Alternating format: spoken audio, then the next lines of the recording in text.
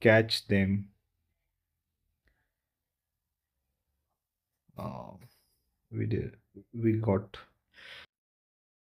low than previous, but it's okay. So that's how you can play and get more score and get rank also. Here you can see we got some good rank right now, not that much, but it's close to the 200, and we getting lots of good rewards for playing this game. So this is obviously a win-win situation for anyone like spender or F2P player. So make sure you play it daily. It will last now around 7 days, and it's been 5 days 19 hours from now.